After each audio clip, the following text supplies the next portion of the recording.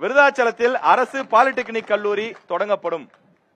விருதாச்சலத்துல polytechnic கல்லூரி தொடங்கப்படும் என்பதுல எல்லா இடங்களிலுமே கல்வி நிலைகள், கல்வியில இப்ப கடலூருக்கு கூட தான் இப்ப அறிவிச்சிருக்காங்க mini Tidel park. Mini Tidel park Cuddalore வரணும். நானும் இருந்து பேசினேன். அது அறிவிக்கப்பட்டிருக்கிறது. இல்ல விருதாச்சலத்துல பாலிடெக்னிக் கல்லூரி வரும்னு சொன்னோம். இப்ப விருத்தாச்சலத்தில் இருக்கிற கல்லூரிகள், இப்ப தனியார் கல்லூரி இருக்கு, விருத்தாச்சலத்தை சுற்றி கல்லூரிகள் இருக்கு.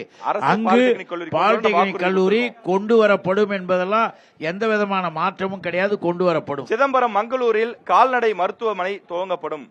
ஆமா, கால்நடை மருத்துவமனை என்பது வெட்டினரி ஹாஸ்பிட்டல்ஸ் எல்லா இடத்திலையும் தொடங்கப்படும் சொல்லியிருக்கோம். வெட்டினரி ஹாஸ்பிட்டல்ஸ் ஏற்கனவே இருக்கிறதே அந்த வெட்டினரி டாக்டர்ஸினுடைய பற்றாக்குறைன்னு ஒன்று இருந்தது. வெட்டினரி டாக்டர்ஸ் முடிச்சிட்டு வரதுல கல்லூரிகள்ல அது குறைவு இருந்தது. ஆகவே மருத்துவர்களின் குறையின் காரணமாக தள்ளி போடப்பட்டது. ஓகேங்க, இதுக்கப்புறம் நான் கேள்வி வேகமா கேட்டுறேங்கய்யா. கடலூர்ல அரசு பொறியியல் கல்லூரி துவங்கப்படும், இன்னும் வரலன்னு சொல்லி மக்கள் சொல்றாங்க. கடலூரில் கைத்தறி பூங்கா அமைக்கப்படும், இன்னும் வரலன்னு சொல்லி சொல்றாங்க. கடலூரில் காகித தொழிற்சாலை அமைத்து தரப்படும், அதுவும் இன்னும் வரலங்கிறாங்க.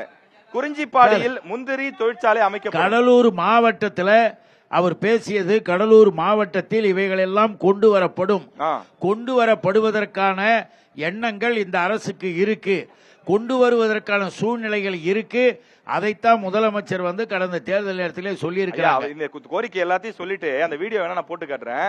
நான் இப்ப சொன்ன விஷயங்கள் எல்லாமே அடுத்த 5 ஆண்டுல செஞ்சு கொடுத்துறேன். ஆமா, அடுத்த 5 ஆண்டுல 2021 ல 26 5 வருஷம் முடிஞ்சிருச்சு. அடுத்த 41 கோரிக்கை இருக்குங்க ஐயா.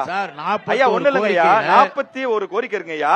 இதுல 2 தான் செஞ்சிருக்கோம். இல்ல 2 தான் செஞ்சிருக்கோம். 39 கோரிக்கை செய்யல. 39 கோரிக்கை செய்யலன்னு சொல்லாதீங்க. எதையும் ரத்து பண்ணியாச்சு செய்யலன்னு சொல்லாதீங்க. நமக்கு இந்த அரசாங்கத்திற்கு எல்லாருக்குமே தெரியும், நம்ம பிள்ளை நம்ம அவங்களாம் ஏதோ நினைச்சுக்கிட்டு வேணா பேசலாமே தவிர ஒன்னு புரிஞ்சுக்கணும். நிதி நெருக்கடியை கொடுத்ததும் இந்த அரசு செயல்பட விடாமல் தடுத்ததும் அரசியல் பேசக்கூடாதுன்றதுக்காக நான் பேசல. ஏன்னா நண்பர்களா இருக்காங்க. பொருளாதார நெருக்கடின்னு சொல்றீங்க. ஆனால் முதலமைச்சர் சட்டசபையிலே சொல்றாரு. முதலமைச்சர் சட்டசபையில என்ன சொல்றாருன்னா, இந்தியாவிலேயே பொருளாதாரத்தில் முன்னணியில் உள்ள நாடு தமிழ்நாடு. அப்படி எப்படி வந்தது? இவ்வளவு நெருக்கடி கொடுத்தும் கூட சொல்லாத புதிய புதிய திட்டங்களை அறிவித்தும் இப்ப செயல்படுத்திக்கிட்டு இருக்கிறாங்க. மகளிருக்கான திட்டங்கள் 20 செய்யலனா தப்பு இல்ல, அதுக்கு முன்னுரிமை கொடுக்கும் பொழுது இவைகள் எல்லாம் நிச்சயமாக செய்யப்படும் என்கின்ற நிலையில தான் நம்ம பார்க்கணுமே தவிர, எதுக்காக சொல்றோம்னா நீங்க நல்லா தெரிஞ்சு பாருங்க. இப்ப இருக்கக்கூடிய நிலையில் உழவர் சந்தையாகட்டும், உழவர் சந்தைகள் 21 கொடுத்த வாக்குறுதி எல்லாம் 26 மாத்திரணுமா? 21 கொடுக்கப்பட்ட வாக்குறுதிகள் எல்லாம் 26 மாற்றி விடலாமான்னு நீங்க கேட்கும் போதே ஒன்ன புரிஞ்சுக்கணும். இந்த முதல்வரின் மீது நமக்கு நம்பிக்கை இருக்கிற காரணத்தினால் 26க்கு மாத்திரலாமான்னு கேக்குறீங்க. இதெல்லாம் நின்னு போச்சு அப்படின்னு நீங்களே சொல்லல, நானும் சொல்றேன். ஐயா வரலன்னு மக்கள் சொல்றாங்க. மக்கள் சொன்னதை நான் சொல்றாங்கன்னா ஏற்கனவே இருந்த சூழ்நிலைகள், ஏற்கனவே இருந்த நான் என்ன கேக்குறேன்னா, நீங்க பொருளாதார நெருக்கடி 2021 கொரோனா இருந்துச்சு, நிறைய பிரச்சனை, மத்திய அரசு நிதி தரல, இதெல்லாம் ஒத்துக்கிறேன், இல்ல நான் சொல்ல. ஆனா 41 கோரிக்கை கொடுத்து ஒரு 20 கோரிக்கை 20 கோரிக்கையாவது நிறைவேற்றலாம்ல. 20 கோரிக்கைகள் போது இதில் சொல்லாத கோரிக்கைகள் நிறைவேற்றப்பட்டிருக்கிறது. அரசு மகளிர் கலை அறிவியல் ஏற்படுத்தப்படும், இன்னும் வரலன்னு சொல்றாங்க. பன்ருட்டியில மரவள்ளி கிழங்கு தொழிற்சாலை அமைத்து தரப்படும், வரலன்னு சொல்றாங்க.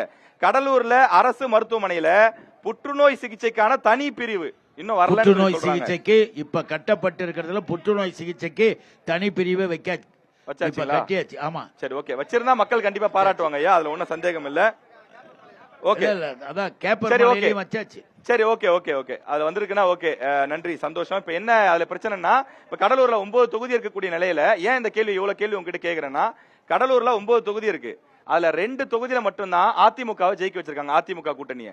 மீதி 7 தொகுதியை நம்ம கூட்டணி தான் மக்கள் ஓட்டு போட்டு ஜெயிக்க வச்சிருக்காங்க. அப்ப மத்த எல்லா மாவட்டத்தை விடவும் கடலூர் மாவட்டத்துக்கு திமுக அதிகமா கடமைப்பட்டிருக்கு, அதிகமா செய்ய வேண்டிய தேவை செய்து கொண்டிருக்கு. நீங்க இங்க இருக்கக்கூடிய ஏற்கனவே செயல்படாமல் இருந்தவைகளை செய்ய வைத்தது மட்டும் இல்ல, இப்ப பஸ் ஸ்டாண்டு பத்தி சொல்றாங்களா, அதுக்கும் ஒண்ணு சொல்றேன். நகராட்சியை கார்பரேஷன் ஆக்கணும்.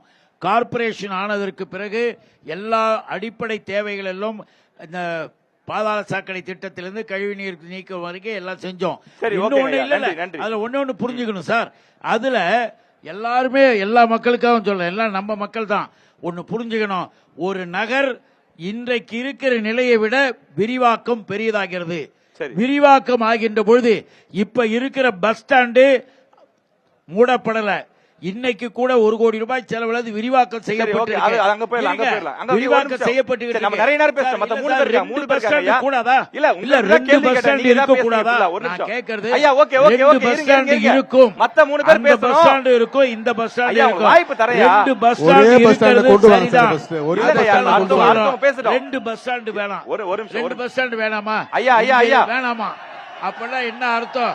நகர் ஐயா, விரிவாக கூடாதா? ஐயா, நீங்க- விரிவாக்கம் நீங்க கூடாதா? மூத்தவரு. அது பெரிய பஸ் ஸ்டாண்ட், இது சட்டமன்றத்துல சின்ன பஸ் ஸ்டாண்ட். சட்டமன்றத்துல பேசுறவரு உங்களுக்கு எல்லா தெரியாது இல்ல? இடத்திலுமே எல்லா ஓகே, ஓகே, இருங்க, நான் அவருக்கு பெரிய கேட்கணும்ல? இல்ல, சரி, சொல்லட்டும். ஓகே, இருங்க, இருங்க. அடுத்ததாக பெரிய அதிமுக ஊராக ஆகின்ற பொழுது சரி, 2 உங்ககிட்ட இல்ல சில கேள்விகள் இருக்கு. 3 பஸ் ஸ்டாண்ட் கூட எதிர்காலத்துல சார், சார், வரும். நாம வரவேற்கணும். 4 கூட வச்சுங்க பஸ் ஸ்டாண்ட. சரி, ஓகே, ஓகே. இப்ப அடுத்ததாக அதிமுகவிடம் சில கேள்விகள் இருக்கு. திமுகவிடம் சில கேள்விகள் கேட்டோம், கொடுத்த வாக்குறுதிகளை நிறைவேற்றி விட்டீர்களான்னு அண்ணன் புகழேந்தி அவர்கள் பதில் கொடுத்திருக்காரு. அந்த பதிலும் என்னுடைய கேள்வியும் நேரலையில் இருக்கிறது, மக்கள் பார்த்து கொண்டிருக்கிறார்கள்.